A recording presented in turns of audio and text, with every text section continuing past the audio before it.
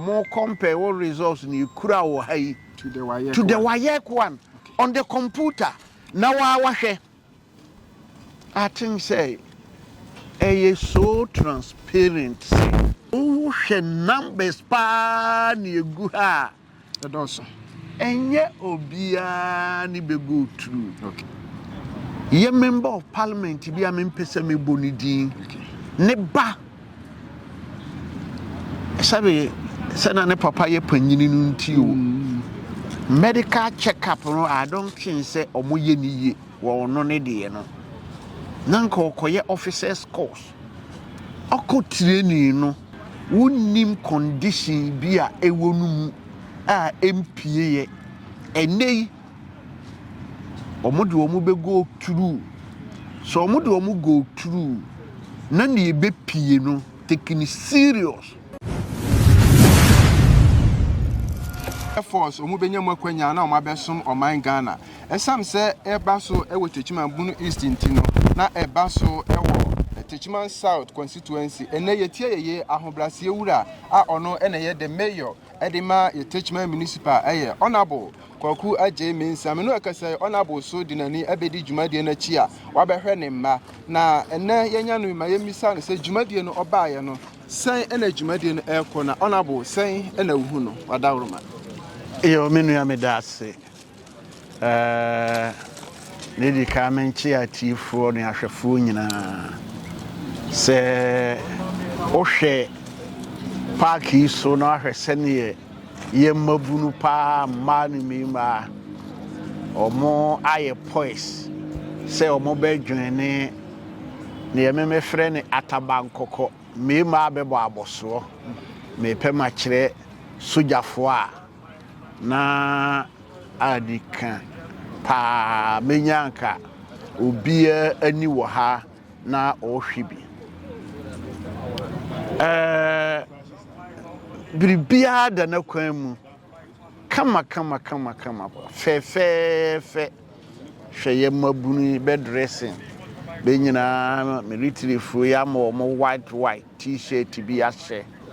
no mu ewo ha na me bayi o mo akire se it's over 3,000 yes say o mo be go through the processes na army navy and air force na ho se ne number no sotia ene omo ha omo tete hoye only army air force and navy for no omo se omo nko na omo aba Friday because army no the numbers no son into omo ne wo high into air force ne navy for no the omama omo ko ti omo beba Friday ti we no omo be take omo through today and tomorrow. All right, honorable say you will fear your titi bebre opese uko soldier opese uko police opese uko fire service ya this uko hunu pani bia owa ban mu na wadi wachi e de wakọ uba ye sanhyehyɛ ye no wahu bi wo ha na wahu bi wo ha etesen menu ye no kre na ye wo fie especially previous administration no ye ti bebre mekutua 10,000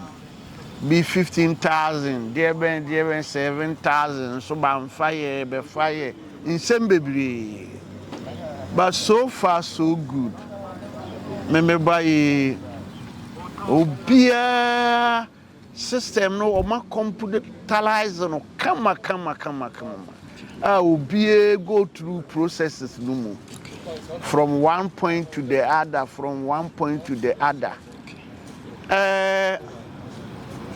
awofo amu ofi mon kama komanto mu yam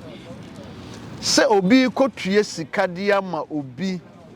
ansa na waba beye sojani no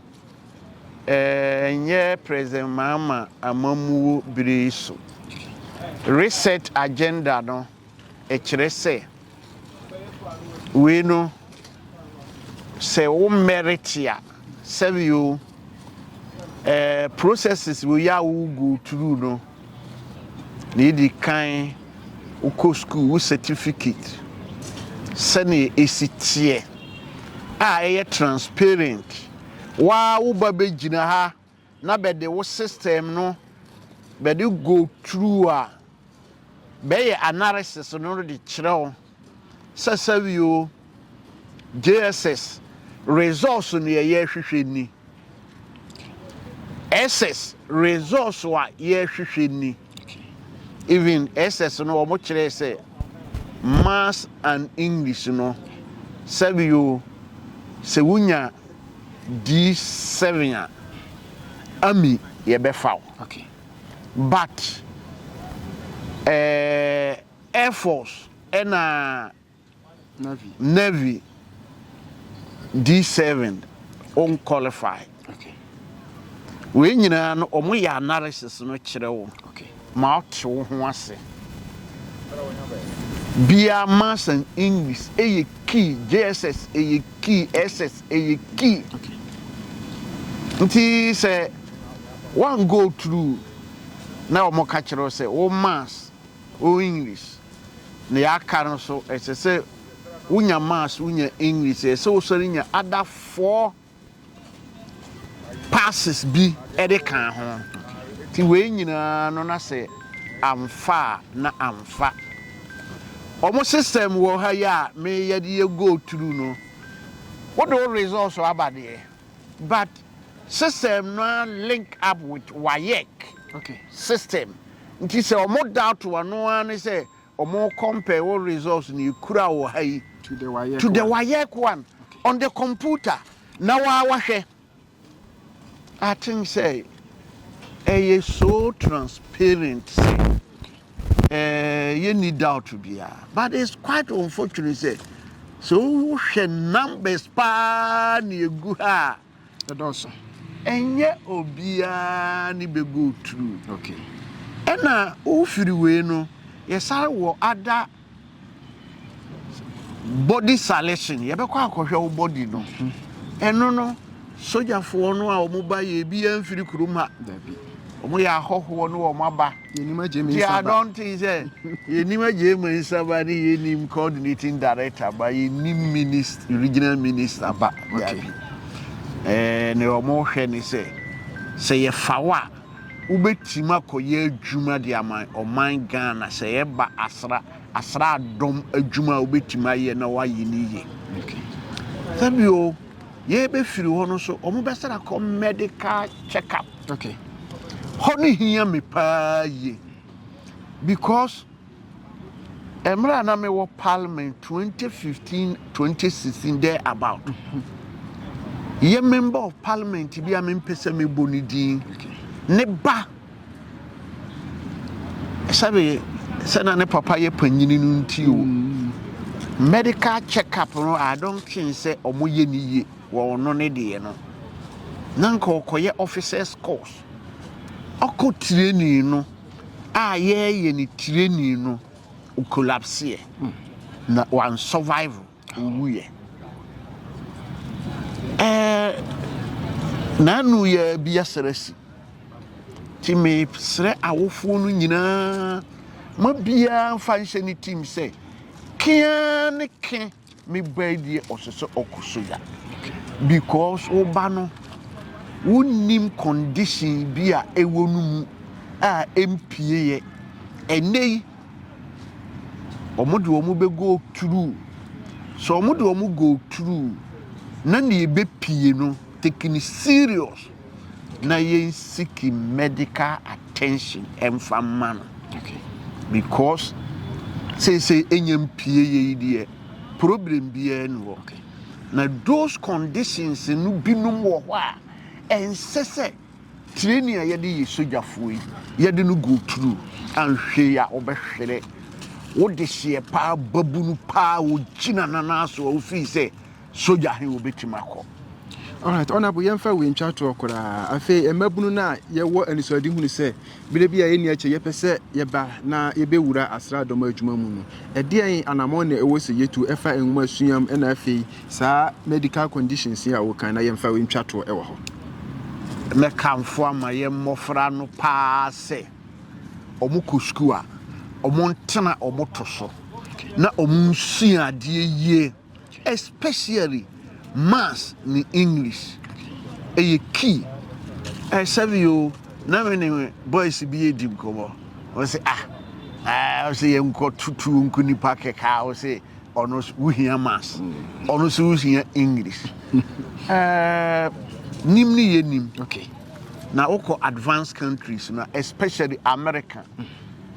all the best brains and kromu ko school America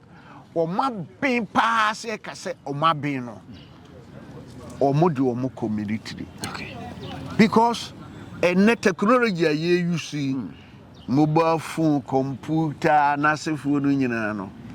sojafo o mo archaic technology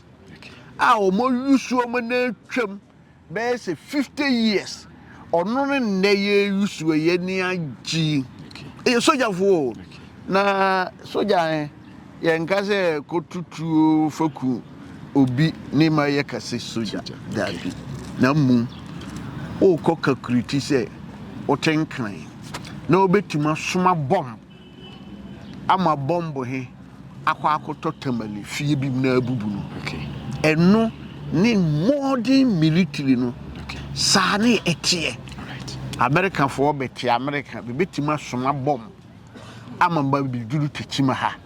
maya yegu park yisu nyina se wo target ni so wo pese wo kuye nyina wo te America bomb he be ba be to park yisu kuye nyina eno ni nanu ye duru nti se wonim mas no wonim borofo no a ntimi wo betimi ntimi ne soja no science ni technology ni ye di ku soja no na ye se wo ko tutu di eku obi keke dabi ne sa type of military no atwam aya cake na yetene dem yete computer ho ni ye soja ni ye police nti woni a wo pese wo join the forces no bia no esese wo ye sharp esese wo bene especially maths English and science. All right. Honorable Anopaye Dase say oni ya twetwe nkomo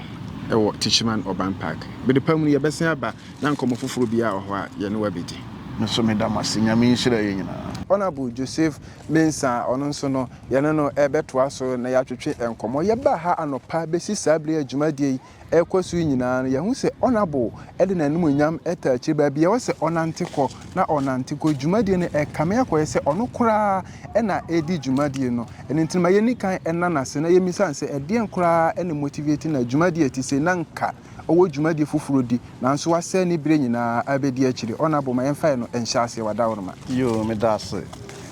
em say if 2021 ena Ghana ha ye fa asojafo free 2021 no ye fa asojafo na afi ena NDC aban aye say obefa asojafo ama omo abebu aman no na esan say free 2021 eba na ye fa asojafo no ama nipa omo apply ye no edoso eti the whole Ghana region bia ya de a ye screening and body selection na ye ba Techiman he ya nipa omo apply ye no 3,814 omo eba body selection and screening no na nientra ma me wo ha ne se oba me constituency a youth no bebre apply omo epe soja no bi akọ eti me de man monyam ebepie ha se ombehu se me so meta omachi na me ogidie se nyame pa da no enkwa wie no no ma screening omo a ombe qualify from there ombe call for exams first no na yenye at the same body selections ene nasefo no nyina apreko bet abanya hu se e wo se ye kan nyina bom se be ya bibia bekọ wano okay enu ti mi beduru ha no me ne panfo no anante ahwe adwumadie no kwan amofa so edi no na ye hwe ya basabasa ye bia ni ha bibia koso kama a obia ni age enkra na omo ebe pa adwuma no obia comfort no ho enti ama adwumadie na omudi no ekoso wano na mi wogidie se omaye se enne amoye eye emifo infantry for no okay na ochena so so mato aso na fiada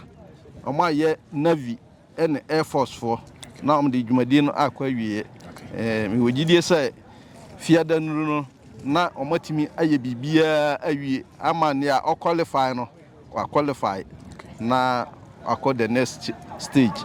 All right, honorable my yentu emabunu no fo because dwumadie ye kwaso nyina eye mabunu ena ebe pere adwuma se ewo bi tim se opese obewura soja adwuma mu a dian ena ewo se oye ansa na wanya kwanya e dia ba be wuram Yo benda se em se ansa na obewura soja mu no omo advertise se omo pe nipa ma omo akọ soja no omo kire niema omo hia your age limit. okay I was offer within that age limit. okay Your BC resource I was qualify. Your what's in so there I was qualify. And our mom call a technical institute. So omunyina your qualification I was winya sana what me I qualify. 80 oma ene oma bai eye nipa omo fill forms na ihihye no a oma ye no na omo qualify na ni entrama omo ebeye sa screening no ene say wose wadi mfie 25 wa e also provide obef set so si BC now qualifier I was produce results slip no and a certificate no now almost share ehun say near okay no e ampa wasi the same thing and intina ene o maba say o mbehwe saa ne manu nyina na say e ampa say near ukofele no ken no e nokora na o maji watum ansana akọ the next stage na kakra meka kire youth no say Sesia nipa binom nipa bonefo binom e fa kwan bone so ejije amanfo sika omo de MPs yedin escam amanfo so mo be mo enya kwan ewura soja immigration fire ene nasefo last Friday my parliament na obi frame me say on me chat on Facebook nam ka chen say nyamia o si nipa na ama otie sika say obeboa no ama nanya soja mu ewura eti ne mesre no say MP bia emwa obi e wo Facebook okay enya de a yes ade no okay MP bi beboa wa enye Facebook so na obeboa okay enti e besre mabunu no say omo ani na ho na amanfo e de yedin ejije sika amanfo sika eno anadwo me ho na foforo so frɛ me say on me chat Facebook na me ka kire say nyame ya eti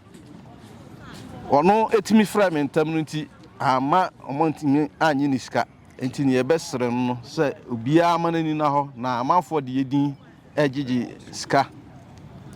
all right honorable ne yebeda say ye no etwetwe nkomo e woje ye so bibia ni a yebesen aba na ye no wa bedi nkomo foforo biam meda say yo mesome da wase Mr. Mankwa me wo fase wo say ni sika ba ne de awie ni project no eso de bia me wo fase ka ma ne wo problem enemremu na monte tap sending ka no so ne de tap send easy fast and secured way ubetimi asend sika free amanone aba Ghana bank account and as a mobile money account untia transfer fee bia sa a obaye ne say kire ne se wonko app store na play store on download the tap send app no or download dia ebebu sanso promo code o ma the pet TV shim obenya €5 £5 and answer $10 on his first transfer ene me kwa akofre na ka akire tabi minyanwie esan say tap send at the good news aba tap send the gene customers wonti or the tap send wallet aba no obaye ne say so we customer wo UK sisi a ubetimi akọ tap send app no no create wallet wo so enti se rate ne kosora now the sika kogu wallet no anase mpo ubetimi atosusu nkakra enti abere sem a opeso send sika ba Ghana no anse wa send sika na ba Ghana anase uba o my Ghana mu a watimi ayusu sika e wo wallet no tie ene se te say yusu momo Ghana hayru sa pepepe se si tap send atre na him kopiem wo United Arab Emirates Netherlands and Austria tap send na papa no